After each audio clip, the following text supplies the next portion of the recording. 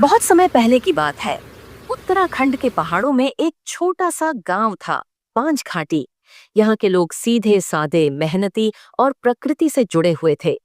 उन्हीं में एक लड़का था, भोलू, जो बचपन से ही बड़ा जिज्ञासु और कल्पनाशील था। एक दिन भोलू जंगल में लकड़ियां बीनने गया। तभी उसकी नजर एक पत्थरों से ढंके पुराने गड्ढे पर पड़ी। जैसे ही उसने पत्थर हटाए, उसे एक लकड़ी का छोटा सा पिटारा मिला। पिटारा बहुत पुराना था। उस पर कुछ अजीब चिन्ह बने हुए थे, जैसे कोई मंत्र या तिलिस्म। भोलू ने डरते डरते पिटारा उठाया और घर ले आया। उसकी दादी ने उसे टोका, बेटा, पुराने जंगल से मिली चीजें कभी कभी मुसीबत भी ला सकती हैं। पर भोलू तो जिद्दी था। जैसे ही उसने पिटारे को खोला, छपाक, एक नीली रोशनी से कमरा भर गया और पिटारे से निकली एक आवाज। मैं हूँ पिटारे का रक्षक, चमत्कारी मंजीरा। तुमने मुझे जगाया है, इसलिए तुम्हें 3 जादुई वरदान मिलेंगे। लेकिन याद रखना, हर वरदान के साथ एक परीक्षा भी आएगी। पहला वरदान, सोच को सच्चाई बनाने की शक्ति। भोलू ने पहली इच्छा मांगी, मैं जो भी सोचूं वो हकीकत बन जाए। और तुरंत ही उसकी झोपड़ी सोने की कोठी बन गई। गांव वाले चकित रह गए। लेकिन अगले दिन सबने देखा कि गांव के बच्चे, जिनके साथ भोलू रोज खेला करता था, उससे दूर भागने लगे। उसकी माँ भी उससे डरने लगी। तेरी आंखों में कुछ बदल गया है भोलू।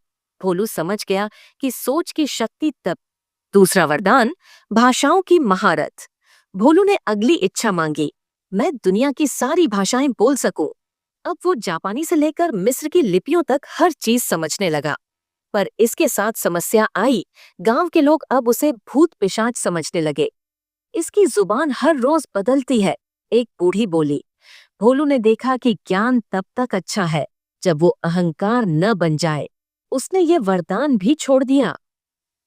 तीसरा वरदान, मन को जानने की कला।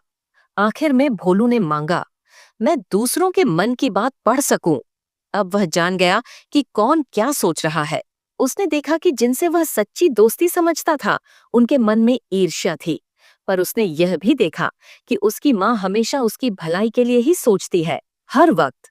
इस वरदान से उसे समझ आया कि दुनिया को बदलने से पहले खुद को समझना जरूरी है। अंतिम मोड़ अब मंजीरा फिर प्रकट हुआ और बोला, बोलूं, तुमने तीनों वरदानों से कुछ खोया नहीं, बल्कि आत्मज्ञान पाया है।